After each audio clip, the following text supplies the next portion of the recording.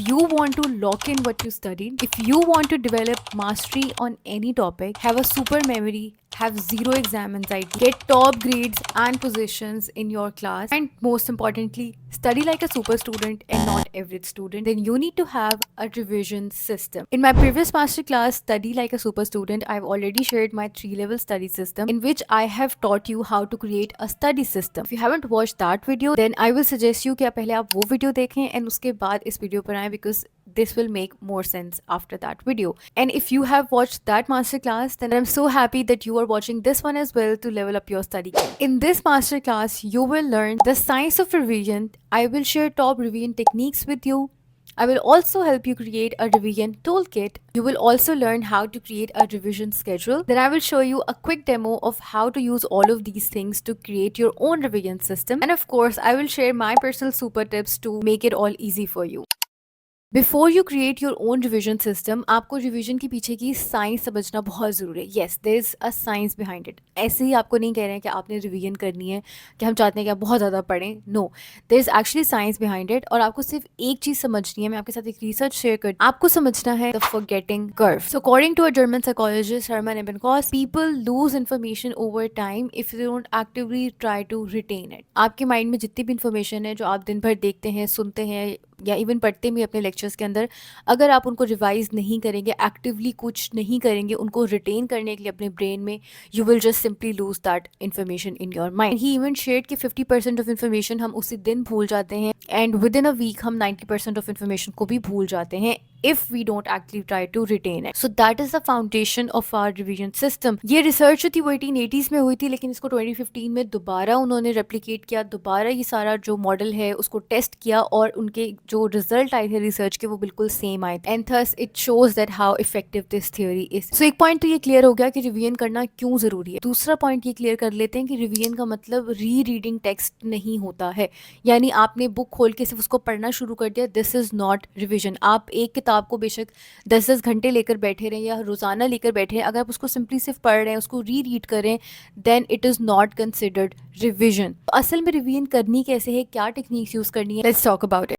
First revision technique है spaced repetition. ये technique इस तरह से काम करती है कि आपने जो भी अपना मटेरियल है उसको after a certain interval of time revise करना होता है. फॉर एग्जांपल, आपने मंडे को एक सब्जेक्ट पढ़ा है, आप 2 डेज़ के बाद उसको वेंसडे को रिवाइज करेंगे, फिर 5 डेज़ के बाद उसको वीकेंड पर रिवाइज करेंगे एंड देन आफ्टर 10 डेज़ उसको दोबारा से टॉपिक को रिवाइज करेंगे. स्पेस देके उसको टॉपिक को दोबारा से रिवाइज करेंगे.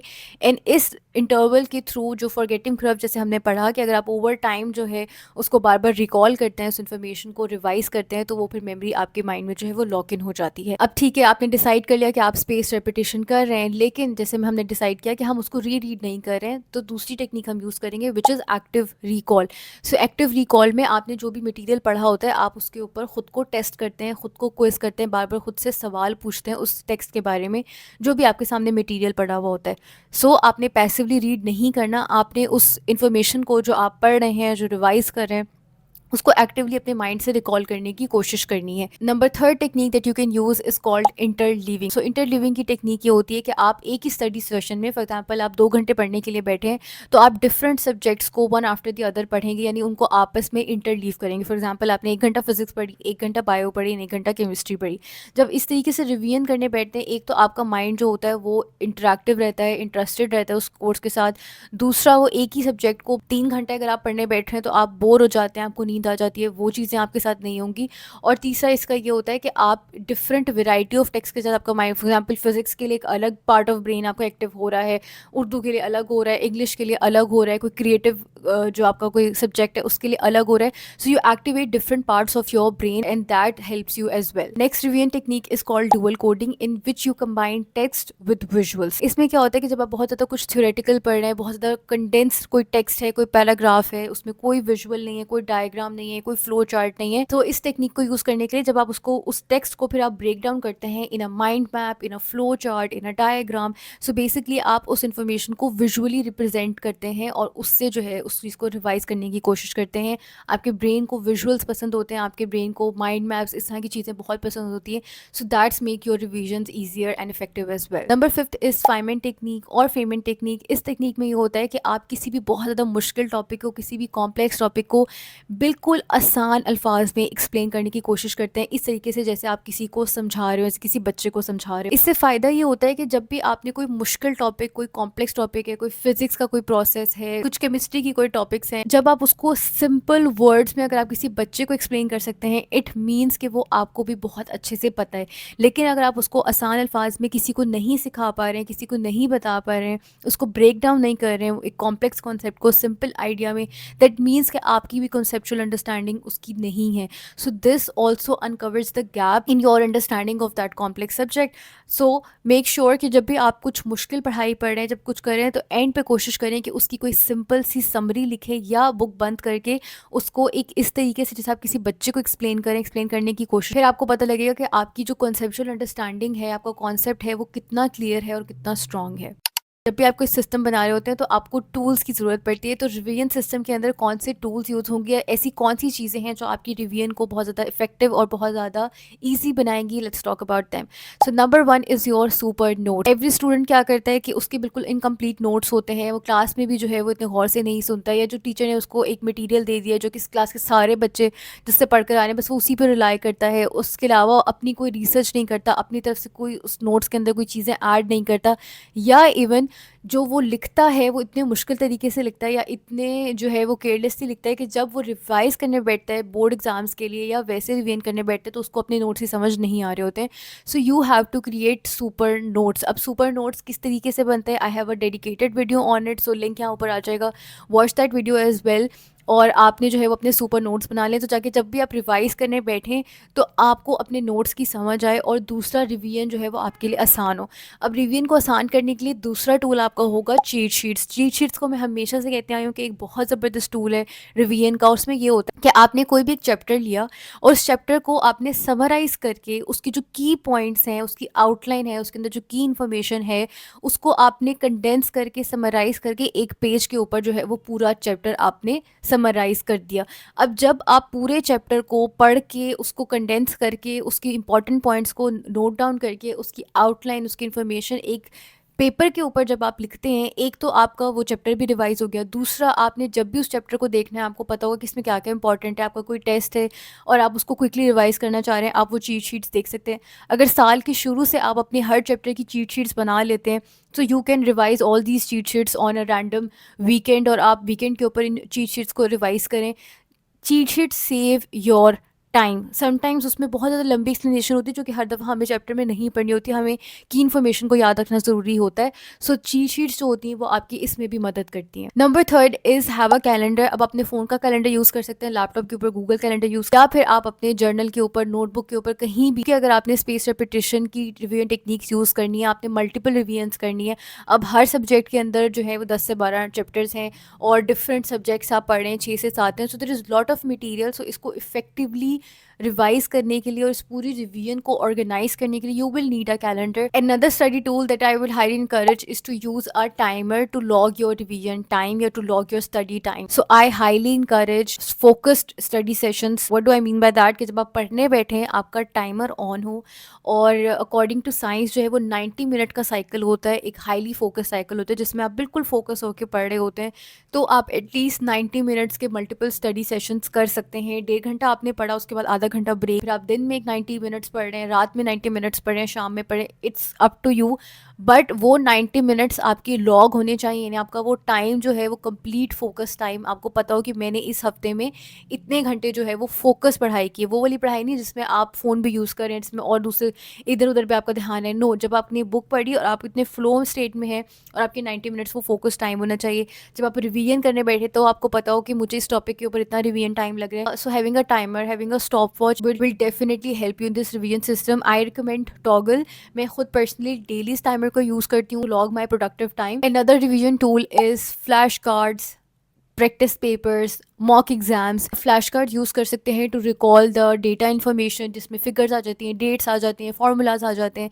उसके अलावा आप अपने चैप्टर वाइज जो है वो मॉक एग्जाम्स बना सकते हैं, टेस्ट पेपर्स बना सकते हैं, जिनको फिर आप अपने चैप्टर रिवाइज किया और उसके बाद आपने उस टेस्ट को जो है फिल किया, और उससे भी आपको पता लग जाएगा कि आपकी रिवीजन जो है कितनी अच्छी है, कितनी स्ट्रॉन्ग है। अगर आप कोई पास पेपर्स लेना चाहते हैं तो आप वो भी ले सकते हैं। आप ChatGPT को अपने चैप्टर की इन्फॉर्मेशन फीड करें और उससे कहें कि वो आपको उसके ऊपर जो है वो टेस्ट बनाकर दे दे। सो सो इस तरीके से भी आप जो है वो अपने लिए बहुत सारे एग्जाम पेपर्स और बहुत सारे टेस्ट पेपर्स बना सकते हैं। Another tool that I would highly encourage you to invest in is whiteboards or blackboards or any material जिसके ऊपर आप जो है वो freely लिख सकते हो। Having whiteboards is optional but I would highly encourage you to invest in it. I think so कि जब आप कुछ clearly देख पा रहे हैं, बड़ा करके लिख पा रहे हैं, magnified है, तो वो चीज़ें आपको याद भी रहेंगी। This is my personal psychology. I think इसके पीछे कोई साइंस भी होगी, I'll look into it, but I would definitely recommend. और अगर आप whiteboard नहीं भी लेना चाह रहे हैं तो आपके घर में कोई भी अगर ग्लास टेबल है तो उसके नीचे आप वाइट चार्ट पेपर लगा सकते हैं और वो एक व्हाइट बोर्ड बन जाएगा, तो उसके ऊपर आपको सिर्फ एक मार्कर लेना है और आप उससे मार्कर से जो है वो लिख सकते हैं। Now let's talk about how to create a revision schedule. I'm going to give you 2 revision routines. एक वो रिवीजन रूटीन है जो कि आप साल के शुरू से स्टार्ट कर सकते हैं, और अगर आप इस तरीके से रिवाइज करते हैं then you will be top of the game, you will literally eat your books and leave no crumbs. और जो सेकंड रूटीन है वो उन स्टूडेंट्स के लिए जो सेल्फ स्टडी कर रहे हैं या फिर उनके पास जो है वो थोड़ी सी फ्लेक्सिबल टाइम है और अकेडमीज वगैरह नहीं जा रहे हैं। दोनों रूटीन्स मैं आपके सामने रखती हूँ, आपको जो सूट करेगी आप उसको फॉलो कर सकते हैं या फिर आप इनको मिक्स एंड मैच करके अपनी भी खुद से एक रिवीजन की रूटीन बना सकते हैं। सो रिवीजन रूटीन नंबर 1 में you will learn in the morning, दिन में आप जो है वो सीखेंगे। You will revise in the evening, ठीक है, जो आपने दिन में लेक्चर सुना है उसको आपने रात को आकर डेली 10 मिनट लगते हैं, क्योंकि रोज़ाना जब आपका एकेडमिक ईयर स्टार्ट होता है आप थोड़ा थोड़ा पढ़ रहे होते हैं, तो अगर आप डेली जो सुबह पढ़ा है रात को 10 मिनट आके उसको रिवाइज करेंगे, उस जो है उसका कॉन्सेप्ट क्लियर करेंगे, फिर उसके बाद आपने वीकली रिवीजन करनी, यानी पूरा हफ्ता जो आपने सारे सब्जेक्ट्स का पढ़ा उसको आप सैटरडे को बैठ के सारा रिवाइज कर लें, और वीकली रिवीजन के अंदर आप यूज़ करेंगे एक्टिव रिकॉल की technique. So I highly encourage कि आपने जो भी पढ़ा है उसका एक टेस्ट ले लें आप अपना सैटरडे को, ताकि आपका जो उस हफ्ते का मटेरियल है वो लॉक इन हो जाए। और उसके बाद जब आप पूरा महीना, आपके 4 वीक्स गुजर जाते हैं, तो आप एक मंथली अपना टेस्ट ले लें और उससे भी आपका जो होगा वो सारे सब्जेक्ट्स कवर हो जाएंगे। दोबारा से एक्टिव रिकॉल की टेक्निक यूज़ करें और दोबारा से अपना एक बड़ा चैप्टर वाइज मॉकअप एग्जाम ले लें। And other thing that will do, इसके साथ साथ आप इन चैप्टर्स की जो है वो चीट शीट्स बना रहे होंगे। तो जब आपकी एक चैप्टर कंप्लीट हो गया आपकी एक चीट शीट कंप्लीट हो जाएगी, और वो जो है आपकी पूरे साल का फिर जो कंटेंट होगा वो आपकी ज़बरदस्त किस्म के एक समराइज नोट्स भी बनते जा रहे होंगे और साथ में सुपर नोट्स भी बनते जा रहे होंगे, एंड यू कैन रिवाइज दो चीट शीट्स जब भी आपका दिल करता है। इस तरीके से आपने फर्स्ट मंथ गुजारना है, फिर आपका सेकंड मंथ भी इसी तरीके से गुजरेगा, लेकिन आपने ये करना होगा कि आप सेकंड मंथ में रोज़ाना रात को जो आपकी चीट शीट्स होंगी मंथ 1 की, या जो आपकी की इन्फॉर्मेशन होगी आप उसको भी साथ साथ रिवाइज करेंगे। तो जब आपका सेकंड मंथ का टेस्ट होगा, फाइनल जो आपका मंथली टेस्ट होगा, उसमें आप मंथ 1 का भी जो सिलेबस है वो भी सारा रिवाइज करेंगे। सो इस तरीके से जैसे जैसे आप आगे बढ़ते जाएंगे, एक उस मंथ का सिलेबस भी कवर हो रहा है और पीछे जो आपने आपके जितने भी मंथ्स साथ साथ हैं वो भी आपके साथ साथ कनेक्टेड रहेंगे, और उनकी भी जो है वो स्पेस रिपीटिशन के थ्रू रिविजन्स होती रहेंगी। 3 मंथ्स के बाद जो है वो अपना 3 मंथ्स में जितना आपका सिलेबस होगा आप उसका एक एग्ज़ाम लेंगे अपना, और इस तरीके से आपका 3 मंथ्स का जो सिलेबस है, या अगर आप यूनिवर्सिटी स्टूडेंट है तो आपका एक मिड टर्म जो है या एक फाइनल टर्म जो एक टर्म जो होती है वो कंप्लीट हो जाएगी। Now let me share the revision routine number 2 में आपने क्या करना है कि आपने सारी जो अपनी आउटलाइन है ना सब्जेक्ट्स की वो लिख लेनी है। फॉर एग्जाम्पल फिजिक्स के 11 चैप्टर है, आपने उसकी आउटलाइंस विद टॉपिक्स जो है वो आपने लिख लेनी है। 3 सब्जेक्ट्स रिवाइज करने हैं, 5 सब्जेक्ट्स रिवाइज करने हैं, सबका कंटेंट आपने लिख लेना है। एंड देन आपने जाना है चैट जीपीटी में, और चैट जीपीटी में आपने बताना है कि ये मेरा कंटेंट है, ये मेरी लिस्ट ऑफ टॉपिक्स है, नंबर 1। नंबर 2 मेरे पास इतना टाइम है कि ड्यूरेशन क्या है, 1 महीना है, 2 महीने, 3 महीने। नंबर 3 मैं रोज़ाना 3 घंटे पढ़ सकता हूँ, 4 घंटे पढ़ सकता हूँ या 5 घंटे पढ़ सकता हूँ। मैं ये स्टडी टेक्निक यूज़ करना चाहता हूँ which we are going to use the space repetition technique. आपने चैट जीपीटी को ये चारों चीज़ें बतानी है और आपने उससे कहना है कि मुझे स्पेस रेपिटेशन की बेस के ऊपर, इस स्टडी टेक्निक की बेस के ऊपर मुझे एक रिवीजन कैलेंडर बनाकर दो। ये सारा मटेरियल आप चैट जीपीटी को देंगे और चैट जीपीटी आपको एक रिवीजन स्केड्यूल बनाकर दे देगा, और आपने उस कैलेंडर के थ्रू जो है वो अपनी तैयारी को शुरू कर देनी है। अब चूँकि हमने चैट जीपीटी से कह दिया था कि हमें स्पेस रेपिटेशन की बेस के ऊपर बना के दो, तो इट विल मेक श्योर कि आपके जो सारे टॉपिक्स हैं वो कुछ कुछ इंटरवल्स के बाद रिपीट हो रहे हैं और आप उनको स्पेस रेपिटेशन के थ्रू रिवाइज कर रहे हैं। सो मैंने आपको रिवीजन स्केड्यूल्स के 2 वर्जन दे दिए हैं। अब आपको प्रेजेंट टाइम के मुताबिक जो सूट कर रहा है आप उसको पिक कर सकते हैं।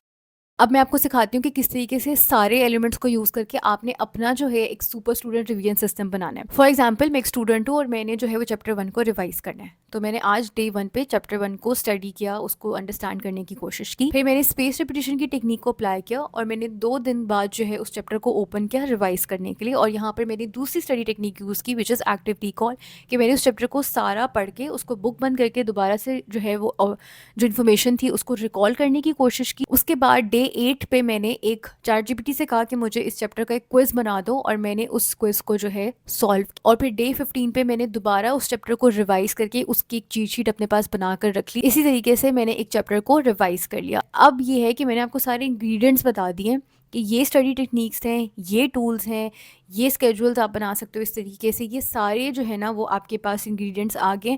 अब अपनी जो रिवीजन की रेसिपी है वो आपने ख़ुद बनानी है कि आपको आपकी पर्सनल लर्निंग नीड्स के मुताबिक, आपकी रिक्वायरमेंट्स के मुताबिक एक रिवीजन सिस्टम कैसा होगा वो अब आपने ख़ुद उसको बनाना है। अगर आपको ये चीज़ें मुश्किल लग रही हैं, आपको खुद से समझ नहीं आ रही है, then you can always book an academic counselling session with me as well हैं, और उसमें जो है वो हम आपकी डिटेल से सारी चीज़ों को डिस्कस करके आपके लिए एक बेहतरीन स्टडी सिस्टम और एक बेहतरीन रिवीजन सिस्टम बनाएंगे, जिसको फिर आप फॉलो करते रहेंगे और जो आपकी नीड्स के मुताबिक और आपकी जो है रिक्वायरमेंट्स के मुताबिक आपके लिए एक यूनिक रिवीजन सिस्टम हो। It's time for super tips. I have 3 super tips for you in this masterclass. Number 1 super tip is the fuel of this revision system, the retention stage, is how actively you are involved with your syllabus, with the content that you are studying consistently. मतलब अगर ये नहीं है कि आपका साल शुरू हुआ है तो आपने पहले महीने तो सब चीज़ें कर ली, दूसरे महीने भूल गए, फिर तीसरे महीने जो था वो आपको बुरा फील हुआ, चौथे महीने आप फिर दोबारा से करने बैठे हो, लेकिन पिछले 3 महीनों का जो सब्जेक्ट है, जो सारे सिलेबस हैं वो इकट्ठे हुए हैं। आपने कंसिस्टेंटली फ्रॉम डे 1 अपने सिलेबस को जो है ना अपने साथ लगा कर रखना है, उसको रिवाइज करते रहना है। को लग रहा हो कि बहुत ज़्यादा, लेकिन नहीं, जब आप डेली काम कर रहे होते हो तो आपके पास बिल्कुल थोड़ा सा मटीरियल होता है जिसको आपने रिवाइज करना होता है। तो आप डेली के 10-15 मिनट लगा सकते हैं, 1 घंटा लगा सकते हैं, या फिर आप जो है जब टाइम कम हो जाएगा तो आपको ज़्यादा मटेरियल थोड़े टाइम में करना पड़ेगा, वो फिर आपके लिए स्ट्रेसफुल होता है। तो स्ट्रेस से बचाने के लिए आप अगर डेली कुछ मिनट्स जो हैं वो इन्वेस्ट कर देंगे अपनी रिवीजन में, तो फिर आपको जो मैंने बेनिफिट्स बताए थे the start of the video वो सारे आपके लिए अनलॉक हो जाएंगे। बट सेकेंड इज़ कि ये सारा काम कंसिस्टेंटली फोकस के साथ आप तब कर सकते हैं जब आपकी जो पर्सनल चैलेंजेस हैं, अगर आपका प्रोक्रेस्टिनेशन का मसला है, फोकस का मसला है, कंसिस्टेंसी का मसला है, मेंटल हेल्थ का मसला है, जो इस सारे मसले, अगर वो मसले आपके बार बार साइकोलॉजिकल बैरियर्स आपके दरमियान में आते रहेंगे तो फिर आपके लिए कंसिस्टेंटली इस तरीके से फ्लो में पढ़ना जो होगा वो मुश्किल होगा। तो आप अपना एकेडमिक ईयर स्टार्ट होने से पहले अगर करंटली आप इन इशूज़ से गुजर रहे हैं तो आपको उनको रिजॉल्व करना है। इन तीनों इशूज़ के ऊपर मैंने वीडियोज़ बना दी हैं, आप इनको देखें। वो अगर आप उनके अंदर जो दिए गए प्लान उनको फॉलो करेंगे, उस videos will really help you. या फिर अगेन आप काउंसलिंग ले सकते हैं अपने इश्यूज को सॉल्व करवाने के लिए। इतनी जल्दी आप अपने साइकोलॉजिकल बैरियर्स को ठीक कर लेंगे, उतनी जल्दी जो है वो आप एक्टिवली अपने गेम के अंदर एंटर हो सकते हैं, and then you can win it as well. But third is invest your time to plan your revisions. Majority of average students जो होते हैं वो रिविजन्स को इसलिए स्किप कर देते हैं because they are very poor at time management. ठीक है, उनको अच्छी टाइम मैनेजमेंट नहीं पता होती, और वो उनको लगता है कि जो रिविजन है it's an additional thing, it's a waste of time, या it is an extra investment of time. मैंने आपको बताया कि it is part of your learning. आपने लर्न करना है, अंडरस्टैंड करना है। नंबर थर्ड, आपने उस इन्फॉर्मेशन को रिटेन करना है। ये तीनों चीज़ें एक साथ चलती हैं।